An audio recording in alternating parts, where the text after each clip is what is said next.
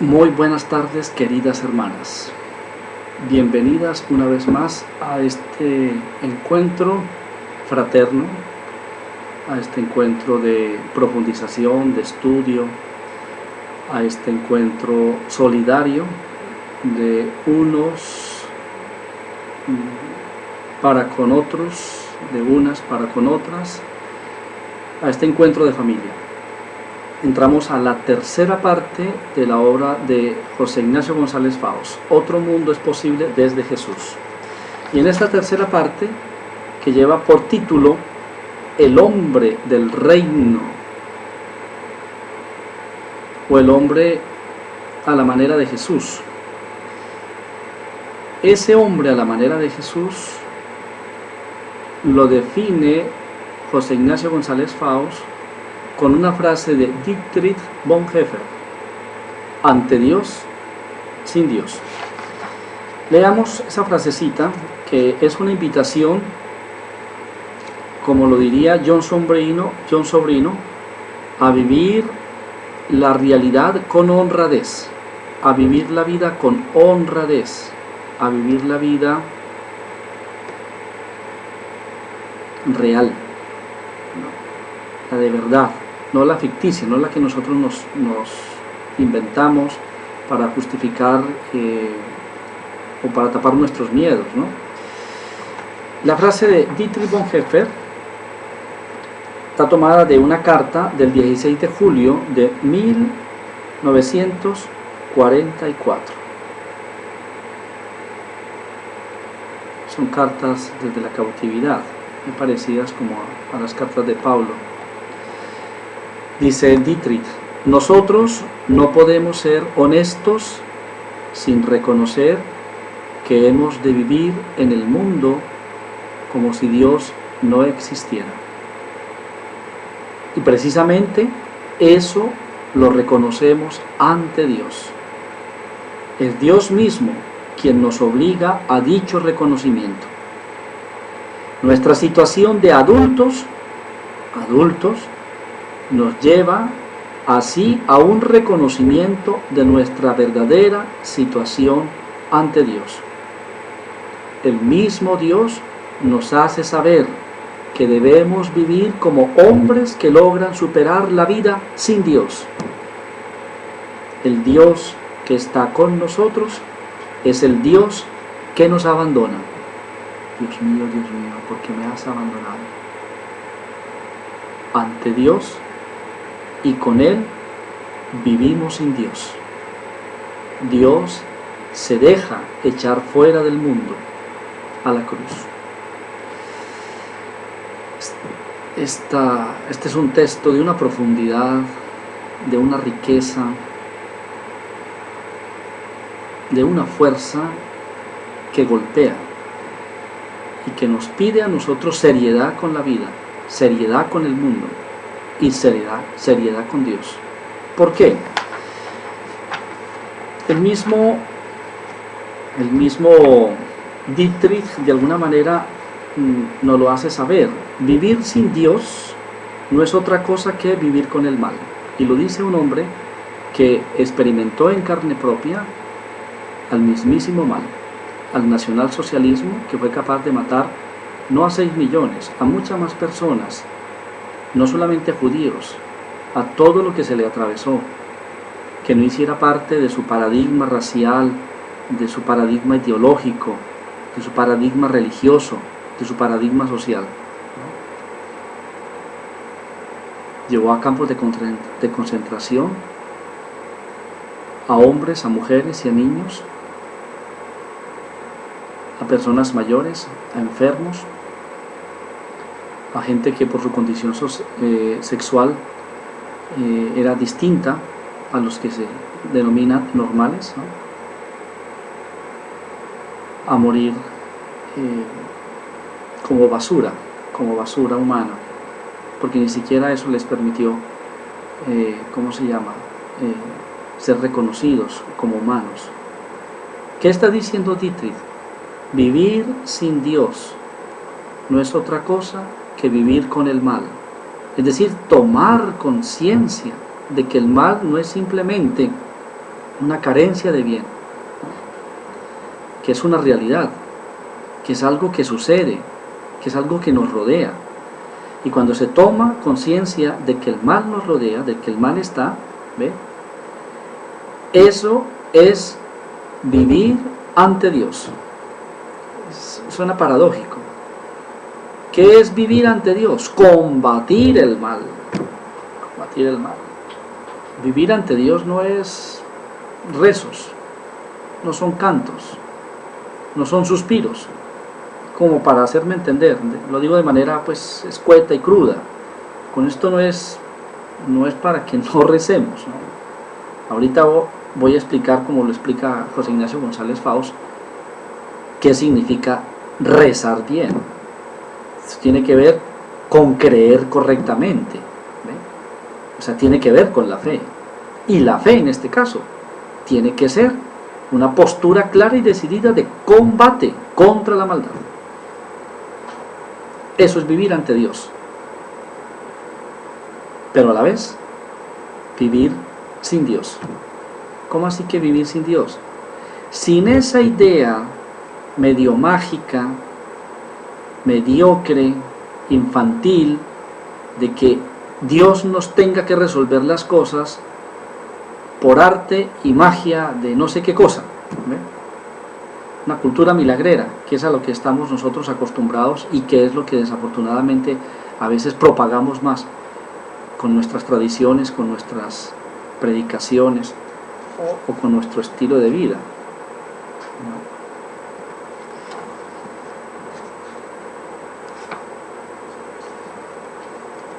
¿Qué significa vivir ante Dios? ¿Qué significa combatir el mal?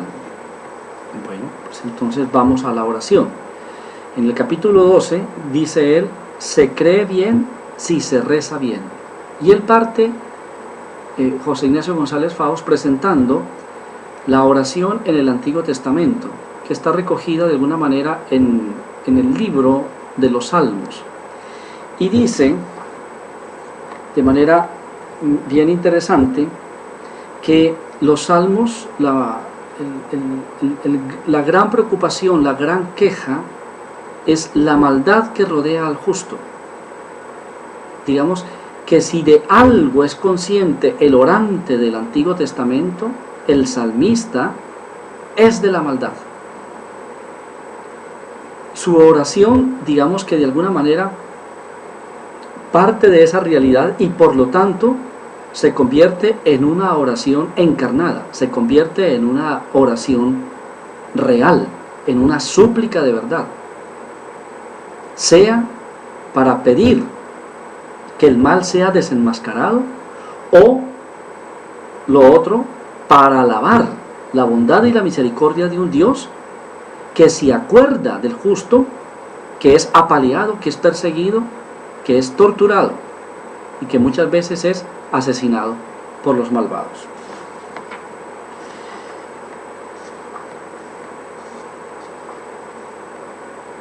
Es en ese marco que él habla de varios casos, el caso de, por ejemplo, del libro de Job, ¿no? Job se pregunta, ¿por qué siguen vivos los malvados? Y al envejecer se hacen más ricos. ¿Por qué a los malos les va bien, mientras que a los justos les va mal?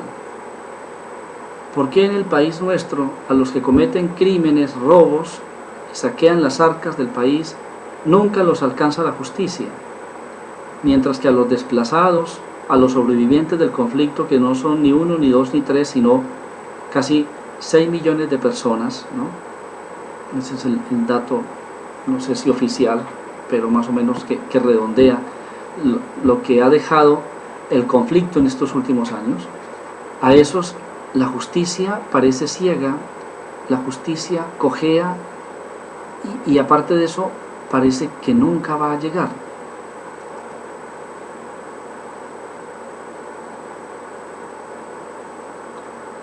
Protestando contra la injusticia que se comete contra él, Job es un testigo mucho más veraz de la fe en Yahvé que todos los que se acostumbran a la injusticia hasta convertirla en un hecho necesario al interior del sistema humano. Parece una frase que se puede aplicar al pie de la letra a la situación que se vive en nuestro país. Porque a través de su noche, Job fue adquiriendo la difícil experiencia de gratuidad confiada en su relación con Dios. Digamos que Dios, el libro de Job es una manera de ver cómo el hombre, consciente de su dolor, de su tragedia, de la maldad que lo golpea, termina madurando su relación con Dios. Con esto no estoy diciendo que el dolor sea necesario precisamente para encontrar a Dios, sino todo lo contrario. Que solo los hombres que toman conciencia de eso tienen una experiencia mucho más real, mucho más sincera con respecto al misterio.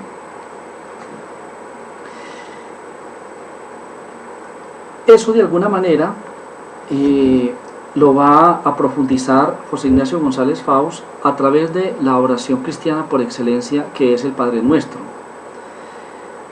Una oración que debe ser rezada, orada, vivida desde un cierto paradigma, desde una cierta clave hermenéutica, que es que Dios solo actúa haciendo que actuemos. O sea, Dios no favorece mediocridades. En otras palabras, Dios no viene a hacer ni va a hacer la tarea que nos corresponde a ustedes y a mí. Vuelvo a la frase de Dietrich Bonhoeffer.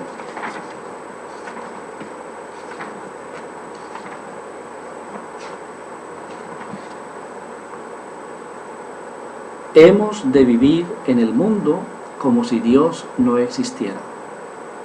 Hemos de asumir las consecuencias de nuestros actos.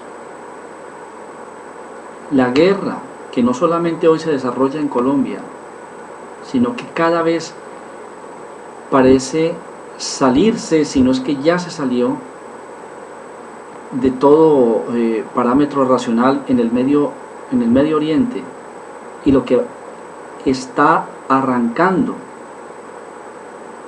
en estos momentos en Ucrania es consecuencia de nosotros, y es consecuencia de una indiferencia, de un silencio mundial por parte de todos los organismos, pero también de la más anónima de los hombres. Vemos las noticias que se suceden a diario por los noticieros, por las prensas, y pasamos de largo. O sea, ¿qué estamos haciendo más que como creyentes, como personas religiosas, como seres humanos? ¿Cuál es nuestra conciencia? ¿Cuál es nuestra sensibilidad frente a lo que está sucediendo, así sea a kilómetros de distancias? Se cree bien si se reza bien. Yo diría, se reza bien si se cree bien. No digo correctamente, porque no creo que hayan oraciones correctas.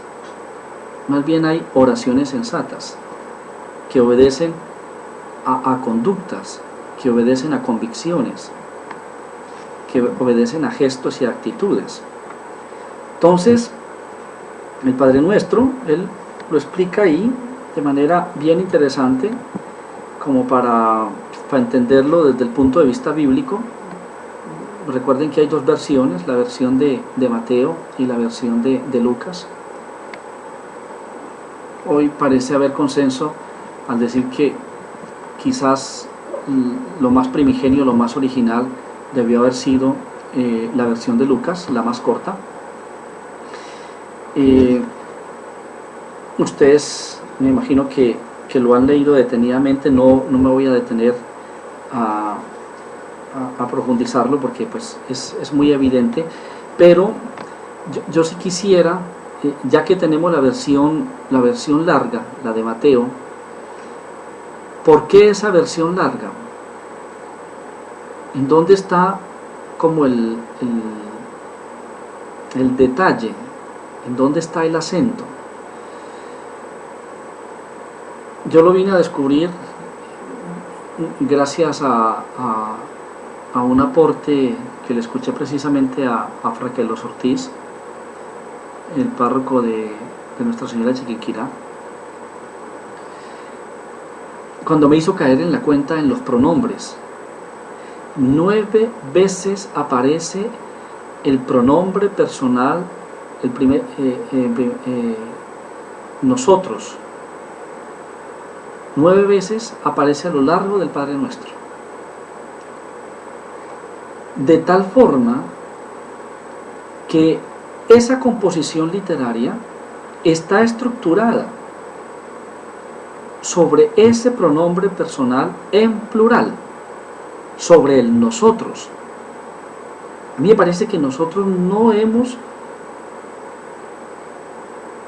no solamente caído en la cuenta, sino trabajado, profundizado, no solamente en nuestras catequesis, sino las implicaciones que tiene eso desde el punto de vista espiritual, desde el punto de vista de la oración, para la vida cotidiana, para la vida social, para el mundo. En el Padre Nuestro está quizás el aporte fundamental del Evangelio y que el cristianismo se supone tiene como tarea, como misión, anunciar. Aquí no se trata de pelear con las religiones, pero se trata de dialogar con las religiones para hacerles entender que la experiencia que llamamos Dios y a la que nos acercamos desde la paternidad o desde la maternidad es una experiencia común, es una experiencia plural, es una experiencia de todos, que llamar Padre Nuestro a Dios implica reconocernos los unos a los otros como hermanos. Si Dios es papá del hombre, por lo tanto, los hombres son hermanos entre sí. Esa sola invocación, esa sola frase, sería un enorme paso en la búsqueda de la paz, en la búsqueda de la concordia.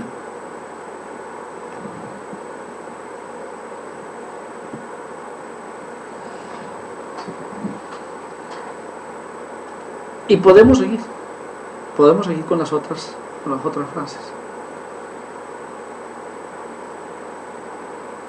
Santificado sea tu nombre, es decir, que tu nombre sea reconocido.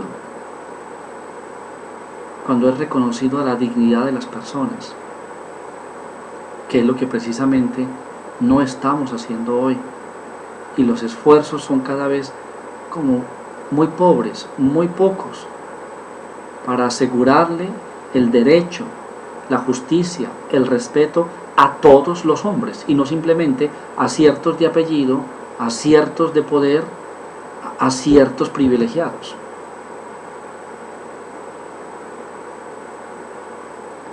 Venga a nosotros. Mientras no tengamos claro qué significa el nosotros, qué implica el nosotros, son bobadas pedir que Dios se manifieste o que Dios se haga presente, porque de entrada todo el lenguaje en singular lo que hace es negar la ausencia de Dios.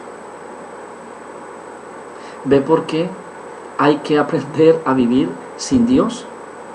Ante Dios, pero sin Dios. porque la tarea empieza por nosotros y no por Dios.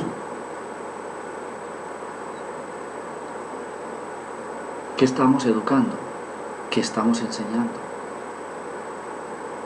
Perdonen que abra el paréntesis, pero si los colegios nuestros, si no armamos una red entre los colegios nuestros, las hermanas y los frailes, sé que la culpa no es tanto de ustedes como por parte de nosotros los frailes, pero si nosotros no arrancamos por ese elemental paso, por ese sencillo paso, si no aunamos esfuerzos, hombre, ¿para qué rezamos esto? ¿Para qué pedimos que venga tu reino?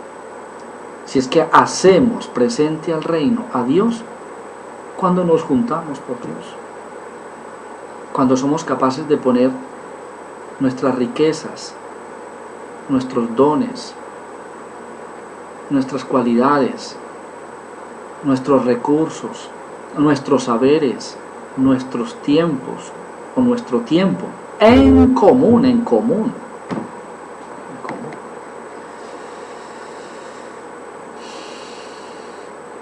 La voluntad de Dios es que el hombre viva, no que el hombre muera. Es que el hombre sea feliz, no que el hombre sufra. Es que el hombre alcance la plenitud, no que su vida se vea diezmada, limitada, escaseada, ¿no? Amenazada, perseguida, torturada. En otras palabras, no se puede orar al margen de las víctimas. No se puede orar al margen del mal. No porque se necesite que exista el mal, no, sino que existiendo el mal, nosotros nos hagamos los desentendidos con respecto al mal. No. Ninguna oración, ninguna devoción, ninguna religión tiene sentido al margen de esa realidad. Y sobre todo, al margen del combate, al margen de esa lucha, de enfrentarlo.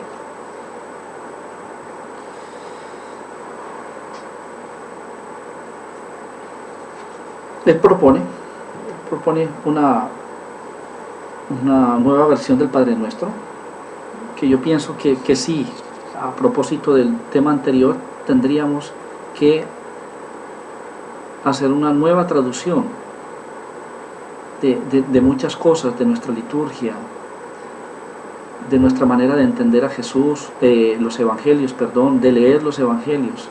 Quizás yo siento que hoy el gran desconocimiento al interior de la iglesia y fuera de la iglesia es precisamente que estamos hablando de Jesús con un lenguaje inapropiado, un lenguaje ambiguo. El lenguaje siempre será ambiguo, pero este es un lenguaje desfasado con respecto al tiempo y a la época. Él dice en su nueva versión: Padre nuestro, que estás por encima de todo, credos, ideologías, razas, intereses, que resplandezca tu nombre paterno, materno diría yo, porque le falta ese, que llegue a nosotros tu soberanía, para que así se cumpla tu querer, la voluntad, que es la felicidad de todo hombre, o que todo hombre sea feliz, en esta tierra, como se cumple en el más allá, en tu mundo. Danos hoy el sustento cotidiano. La comida es un derecho, no puede ser un privilegio, un derecho. Y un gobierno que no favorezca este derecho fundamental con sus ciudadanos no merece ser reconocido como gobierno, ni aquí ni en la Conchinchina. Y claro, danos hoy el sustento cotidiano, en el fondo es una tarea de favorecer empleo, de favorecer trabajo, de favorecer oportunidades para que la gente pueda, más que devengar un salario, pueda obtener su sustento. Perdona nuestras ofensas, puesto que también nosotros queremos perdonar a los que nos deben algo. El tema del perdón, a propósito de ese debate sobre esta persona que fue ultrajada, la única sobreviviente de la familia Turbay, esta familia de políticos que fue asesinada por la FARC y que fue a La Habana y que desafortunadamente volvió a ser maltratada, ¿no? Porque los guerreristas, los fundamentalistas, los que no entienden que es perdonándonos los unos a los otros como promovemos la vida, como aseguramos el futuro, como hacemos un nuevo país. Escribió hace poco una columna en donde ella dice que ella no fue a negociar, ¿no?, su dolor por una simple sonrisa, y que aunque fue un poco escéptica a ese encuentro, vino convencida de que realmente el perdón sí puede ser realidad cuando los victimarios son capaces de reconocer sus errores, sus crímenes. O sea, creo que nos están dando una lección y creo que nosotros como creyentes tenemos que apostarle a eso, porque no estamos defendiendo impunidad, no, porque estamos exigiendo respeto, y el respeto empieza precisamente cuando el victimario es capaz de pedir perdón por sus crímenes y la víctima es capaz de decir: te perdono. ¿Son más cristianos estos hombres que quizás muchos de nosotros que seguimos guardando odios, abismos, distancias con los hermanos, ¿no? Es muy difícil que un país se pueda reconciliar cuando todavía somos capaces de ultrajar a las víctimas, de torturarlas, de hacerles bullying ideológico, bullying religioso, bullying social. No permitas que caigamos en la tentación que nos envuelve y líbranos de la maldad. Él termina en el apéndice diciendo que a propósito de la bendición que tradicionalmente hacemos de las comidas, y dice él que él tiene su propia plegaria. Puede sonar bien cruda, bien cruel, ¿no?, para algunos oídos sensibles, escrupulosos, diría yo. Señor, perdónanos porque no sabemos si tenemos derecho a comer. Recuerden que Pablo le escribió a los cristianos de Tesalónica: el que no trabaja, que no coma. O sea, no podemos permitir la pereza, la negligencia, no solamente al interior de nuestras comunidades, sino al interior de un país. Los mayores, decían: la pereza es la madre de todos los vicios. Hay que trabajar. Y el trabajo reviste múltiples maneras, múltiples facetas. El estudio es una manera de trabajar.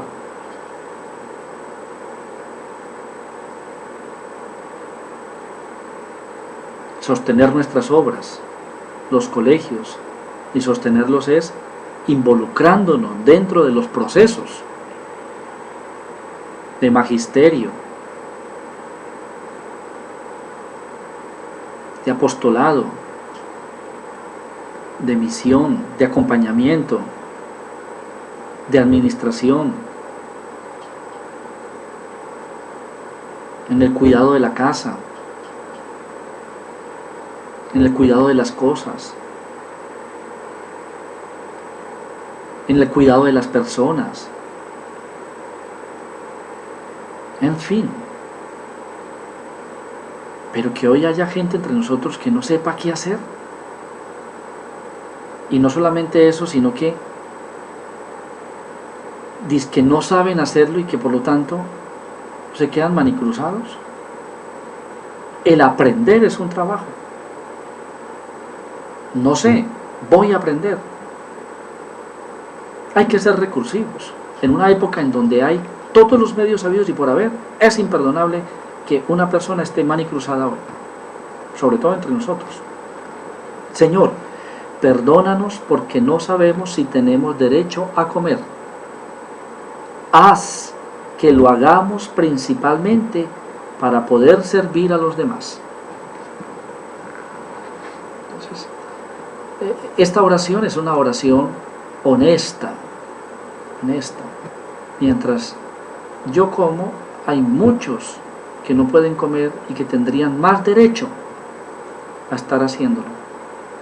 Por lo tanto, listo, voy a comer, pero por lo tanto, que esta comida me dé la fuerza para salir a buscar el alimento de los que no tienen. ¿Ve? Esa oración entonces se hace real. Eso nos ayudaría a comprender que rezar antes de comer solo tiene sentido si es para tener siempre en cuenta a aquellos que no comen. Porque si no, lo otro es comer por comer, engordar por engordar. Y eso es vegetar. Y me perdonan, pero eso es llevar una vida parásita en la vida, ¿no? Siento que eso es lo que le ha pasado al país. La mayoría de los políticos nuestros son parásitos. Están allá no precisamente porque les interese el país. Si les interesara el país, hace rato hubiesen tenido voluntad para dialogar, para concertar, para cortar las distancias ideológicas, los odios ideológicos, los rencores, y para sanar sobre todo las heridas de tantas víctimas, de tantos hombres, de tantas mujeres y de tantos niños que han tenido que pagar el alto precio con su vida, también el precio de la guerra.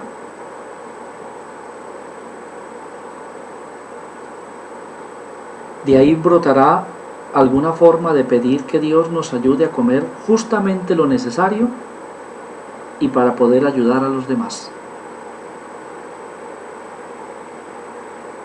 El gesto de bendecir la comida siempre, en el caso de la Biblia, en el caso de Jesús, va vinculado al compartir.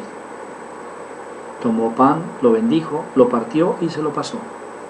Y después es que damos gracias.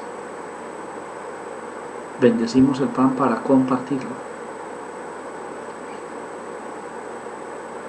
La acción de gracias en la Biblia implica un compromiso de hacer llegar a los demás el don recibido, porque ninguna gracia de Dios es para exclusivo provecho personal, sino para que repercuta en los demás. Ok, yo creo que más claro, más evidente no nos puede quedar. No oramos por orar, como no comemos por comer, no estudiamos por estudiar. Eso tiene una razón de ser, y es combatir el mal. Comemos para combatir la injusticia, de la pobreza, del hambre en el mundo. Oramos para combatir el mal, a través de estrategias, a través de acciones, a través de metodologías, a través de acciones comunitarias, articuladas en red, entre todos. Estudiamos, no para saber más individualmente, no para coleccionar títulos, no sirve para nada. Estudiamos para alcanzar la verdad evangélica, es decir, la humanización del hombre, de las personas. Por eso yo quiero dejarlos en este momento con un mensaje del padre Javier Giraldo, quizás un hombre como pocos, desde la iglesia, estoy hablando, en Colombia, cercano, conocedor, profesional, en el sentido de acciones serias, concretas, con respecto a la lucha, a la defensa y a la promoción de las víctimas del conflicto que ha dejado en Colombia. Las últimas 3 preguntas del control de lectura están sacadas de esa charla, de esa entrevista que se le hace a este hermano nuestro, que hoy requiere de nuestra solidaridad, no solamente de nuestra oración, sino también de nuestro apoyo incondicional, en tiempo, en recursos, en compañía. Creo que tenemos que empezar a tomar en serio que la paz es posible, es real, es cierta, pero aquí es cuando más se necesitan hombres y mujeres que, como nosotros, empujemos en una misma dirección, la de la reconciliación y la de la reivindicación de las víctimas en Colombia.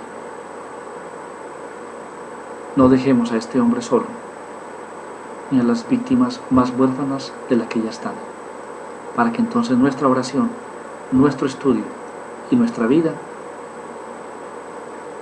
sea transparencia, sea sacramento, sea comunión, sea iglesia. Un abrazo a cada una de ustedes, mi eterna gratitud, mi eterno cariño. Las extraño, me hacen mucha falta. Espero que estén comiendo bien, porque la tarea, el trabajo y la misión cada día es más exigente y exige de nosotros constancia, perseverancia, mucha alegría, mucho entusiasmo. Un abrazo para todas.